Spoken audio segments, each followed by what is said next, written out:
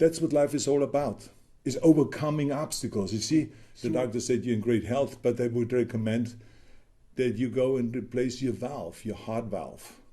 It's leaking blood. But you know something? I always had a very clear vision of me being on that set of Terminator on August 1st, exactly the day when I'm supposed to be there. So I'm concerned that young people today don't have a clear vision. 70% of the people were not happy with their job, what they were doing during the day. What stands in the way becomes the way. Congratulations to the class of 2020. But I'm not going to stand here and about this being a fantastic time to graduate. I mean, just recently, I participated in my son Christopher's graduation from the University of Michigan over Zoom. And I know that virtual graduations aren't the celebration that you envisioned. But the world is in a crisis. This coronavirus is unbelievable. But no matter how much damage this coronavirus does around the globe, let me be clear. Coronavirus can't erase your success. No way. But life is messier than an Instagram feed. That's clear. I can promise you this virus won't be the last obstacle that you face. But it can help you prepare for the next one. That's what life is all about, is overcoming obstacles. You see, throughout the whole life you will see obstacles being thrown in front of you like that. I mean, let me just tell you a brief story about the biggest obstacle that I faced just 2 years ago, literally 4 months before shooting Terminator 6 Dark Fate. I got a physical.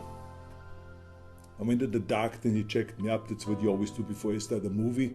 The doctor said you're in great health, but I would recommend that you go and replace your valve, your heart valve. It's leaking blood. So I said, well, I'm not going to have open heart surgery now 4 months before shooting Terminator. Are you crazy? I was just in the middle of working out really with heavy weights and everything, getting ready, doing my stunt training and everything. I'm not going to go now and have open heart surgery. And he says, no, the technology has changed. This is not anymore open heart surgery. This is a non-invasive surgery, but it goes through your artery on the bottom, go up to your heart, replace the valve, and the next day you go home. And then a week later you can continue with your regular training. And then I remembered that a friend of mine, a 90-year-old producer, had the procedure done just recently. And I said to him, wait a minute, 2 days after the procedure he was there at a meeting in the studio in Hollywood and he looked fantastic. So I said, okay, I do it.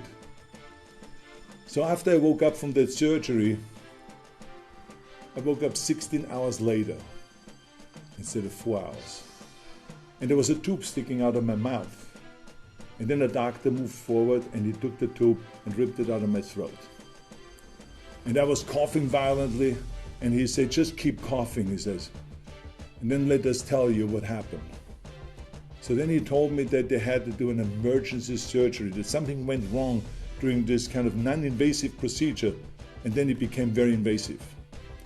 They said that they broke through the heart wall and there was internal bleeding and I could have died if they didn't open up my sternum and then do open heart surgery.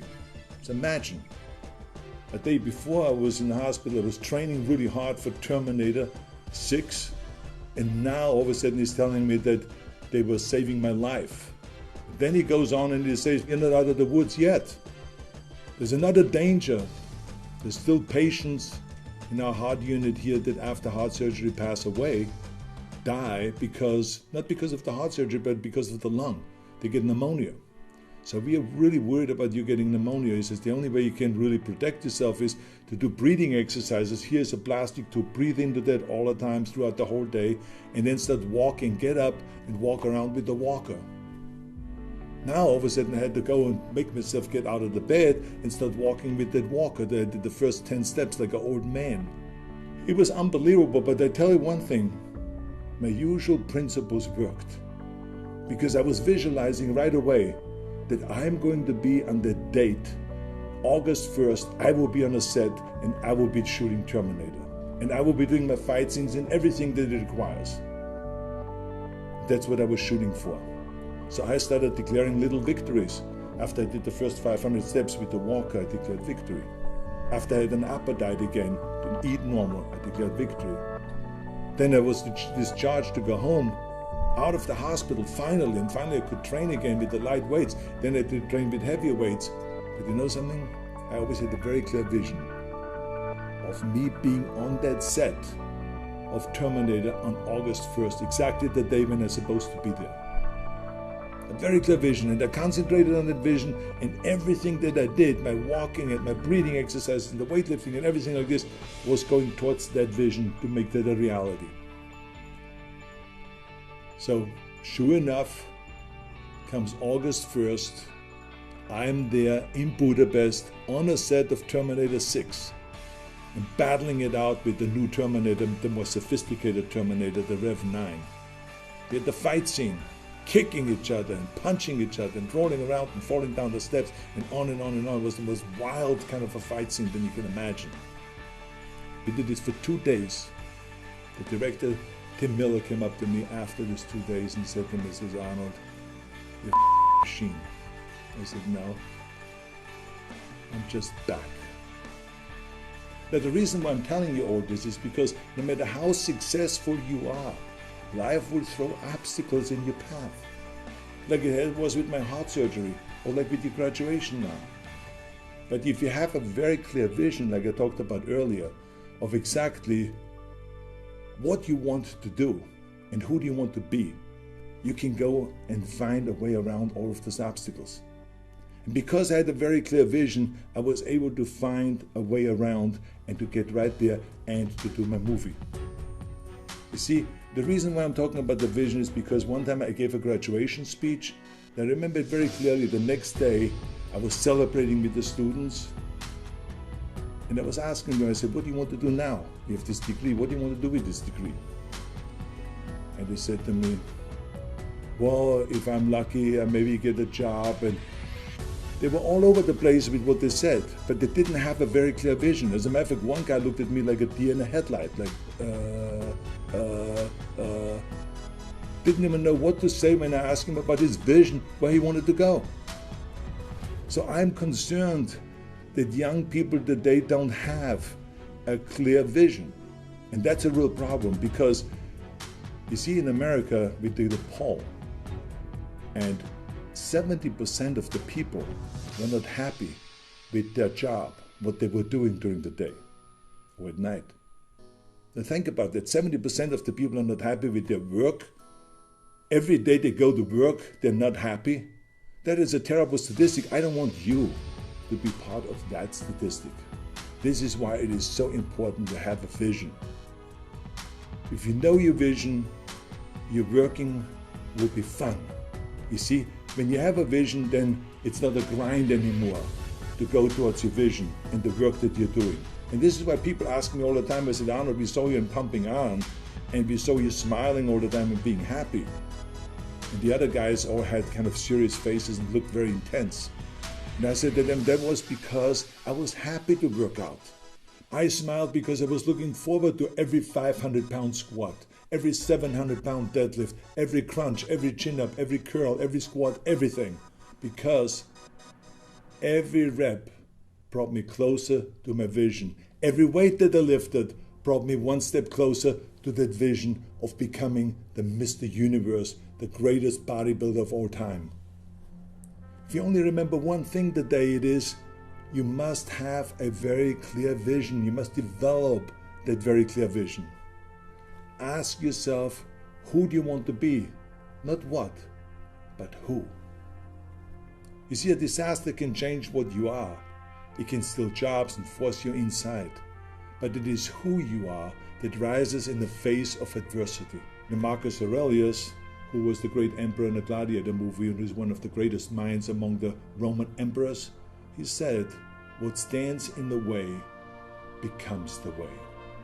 Now what does that mean? That means that a life will be always about obstacles in front of you. And it is the way to overcome those obstacles. There's nothing unusual. That's the way it is.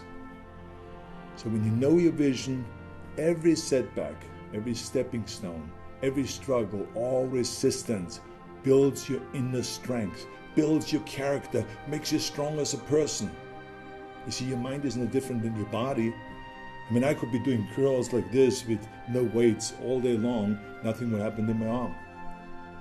But as soon as I put a weight into my hand and there is a resistance, now the bicep will respond and it will grow, it will get bigger, it will pump up, and the arms will get stronger. The same is true with the mind. Embrace the climb towards your vision and not just the selfie that you take at the top, because the climb is what makes you grow and build who you want to be. You can ask any mountain climber that has climbed Mount Everest. They would tell you that it was the climb up to the top, to the peak, that was the learning experience. That was the thing that they will remember, not just standing up there on top at that peak and doing their selfie, and take the photograph, and then have to turn around again right away so they make it down before it gets dark. It's the climb. And think back over the last 4 years. I mean, the struggle that you went through to get this degree now. The all-nighters before the test. The essays that required 2 pots of coffee. The study groups that you put together. And you came together to study together and struggle together. Those are the things that you will remember. Not just this degree. You are celebrating the journey today. Not just a piece of paper that you hang on the wall. This is nothing. I mean, we all have those pieces of papers. But, I mean, let's be honest. This celebration, by the way, is not the end. Yes, it is the end of this particular chapter, but it is the beginning of your next climb. It is time to celebrate now, be in the moment, enjoy it, go all out. Yes, of course. But tomorrow, when this is all over, it is time to start developing your vision, and it's time to start climbing towards that vision. Thank you very much, all of you, for listening. God bless America, and God bless all of you around the globe. Hasta la vista.